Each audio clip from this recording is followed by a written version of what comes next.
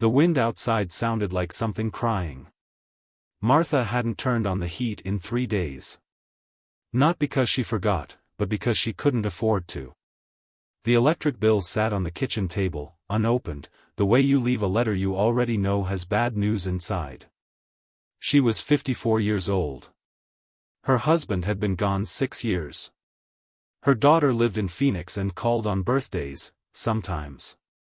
And tonight, like most nights, the only sound in that little farmhouse in rural Montana was the creak of old wood and the whimper of her dog, Biscuit, curled by the door. That's when the knock came. 3 slow knocks. Not desperate. Not aggressive. Just, there. Martha didn't move at first. You don't open doors to strangers after dark when you're a woman alone. That's just sense. But Biscuit didn't bark. He just lifted his head, wagged his tail once, and looked at her like, it's okay. She believed the dog. She always believed the dog. Martha Elaine Colburn had lived in that house since she was 22 years old. She'd raised 2 children in it, buried a husband from it, and watched the surrounding land get swallowed up 1 acre at a time by a corporate farming operation she had no power to stop. She kept what she could. 40 acres. A small vegetable garden that fed her through summer. 6 chickens. Biscuit. And a stubbornness that her late husband Roy used to call her greatest blessing and most exhausting quality. The house itself was humble, that's the polite word. The roof had a patch job over the master bedroom that held through rain but made a sound in windstorms like someone drumming their fingers impatiently. The kitchen faucet dripped unless you turned it a very specific way that only Martha knew. The porch steps, 3 of them, the middle one had been soft for 2 years and she kept meaning to fix it. She never fixed it. She always had something more urgent. But the house was hers. Fully paid off. The one thing in her life that couldn't be taken. And there was a dignity in that, even on the nights when the pantry was thin and the loneliness sat on her chest like a stone. So when she opened that door, slowly, with the chain lock still on, peering through the 2-inch gap, what she saw surprised her. A man. Tall. Maybe 60, maybe less, it was hard to tell. Weathered face, the kind you get from years outside, not from hard living. A canvas jacket. A worn hat, the kind cowboys actually wear, not the kind you buy at a tourist shop. No bags. No car visible in the dark behind him. He looked at her and said, in a voice that was quiet and even, "Ma'am, I'm sorry to bother you. My truck broke down about a mile back. My phone's dead. I just need to use a phone, and if you have a corner somewhere I could stay the night out of this cold, I would be grateful. I can pay." Martha looked at him for a long moment. He didn't fidget. Didn't try to fill the silence. Just waited. Biscuit pressed his nose against the crack of the door and wagged again. She unlocked the chain. His name, he told her, was Cal. Just Cal. He didn't offer a last name and she didn't ask. There are parts of the country and types of people where that's normal, where a man is allowed to be just a first name until trust is built slow and proper. He called someone from her landline. Yes, Martha still had a landline, because out where she lived the cell signal came and went like a moody teenager, and had a brief conversation. Told whoever answered not to worry. Said he'd be back in the morning. Then he offered her $40 for the trouble. She almost didn't take it. But $40 was $40. She took it. She made him a plate, leftover chicken stew, the kind that's better the second day, with cornbread she'd made that afternoon just to have something warm to do with her hands. He ate it at her kitchen table and said, "This is one of the best things I've eaten in a long time." Martha laughed at that. "You must not eat well," she said. He smiled. It was a slow smile. The kind that started in the eyes. "I eat fine," he said. "But fine isn't the same as good." She made up the couch with a quilt her mother had sewn. It had a pattern of flying geese across it, blues and creams, and she almost told him the story behind it, then decided not to. Some things you keep. She told him the bathroom was down the hall, the lock on the back door sticks and he shouldn't try to open it, and that Biscuit might come sleep on his feet in the night, and she apologized in advance. He said, "I don't mind dogs." She said good night and went to bed.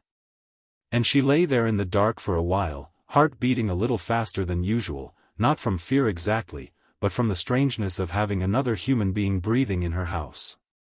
How long had it been since that? Truly been? She tried to remember and couldn't quite land on a number, and that made her sadder than she expected. She fell asleep to the sound of the wind and the distant low breathing of a man she didn't know, sleeping under her mother's quilt. Martha woke before sunrise, the way she always did. Old habit. Roy used to say she was part rooster.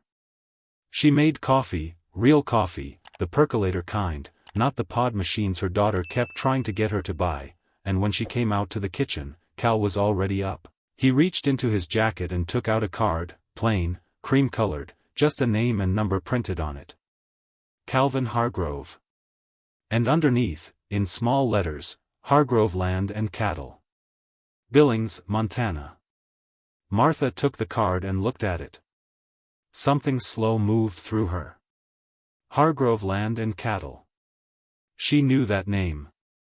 Of course she knew that name. Everyone in that part of Montana knew that name. It was one of the largest private land holdings in the state. Had been in the family 4 generations. The kind of wealth that doesn't show off, it just exists, quiet and enormous, like a mountain. She looked up at him. He wasn't apologetic. But he was careful. Like he'd been careful his whole life about something. "You knew," she said. It wasn't an accusation. It was just a fact finding its shape. "I knew my truck broke down," he said. That part was real. "I've got a bad habit of driving alone at night and not telling anyone. My team hates it."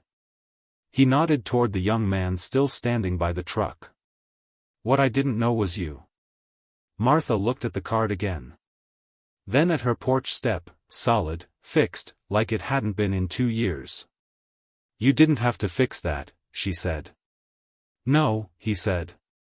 "But you fed me and gave me a place to sleep when you had every reason not to. A person ought to do something real in return." She handed the card back to him. "I don't need your charity," she said. "Not mean. Just clear." He didn't take the card. "That's not what I'm offering," he said. And then he told her what he was offering. The corporate operation that had been buying up land around her, encircling her 40 acres like slow water, was a subsidiary. One he'd been looking into for other reasons. Legal reasons. The kind that involved how they'd gotten some of those land deals done. He wasn't promising her anything, he said. He didn't make promises he couldn't guarantee. But he was looking into it. And he wanted her to know that if she ever felt pressured, by any offer, any representative, any document someone put in front of her, she should call that number before she signed anything. Day or night? Why? She asked.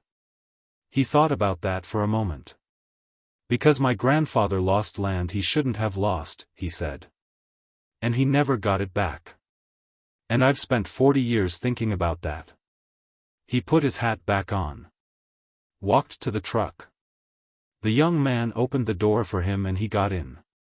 Martha stood on her porch, her solid, fixed porch, and watched the truck until it disappeared down the county road. Then she looked out at her 40 acres. Her chickens. Her garden, still cold and bare in the March ground, but coming. Always coming. She went inside. Put the card on the kitchen table next to the unopened electric bill. Then she opened the electric bill. Then she picked up the phone, the landline, and called her daughter in Phoenix. Not on a birthday. Just to call. Her daughter picked up on the second ring, and there was a pause, that small surprised pause when something unexpected happens, and then, "Mom? You okay?" "I'm okay," Martha said. I just wanted to talk. And Biscuit lay down at her feet, and the morning light came all the way through the kitchen window now, yellow and warm, and outside the wind had gone completely still.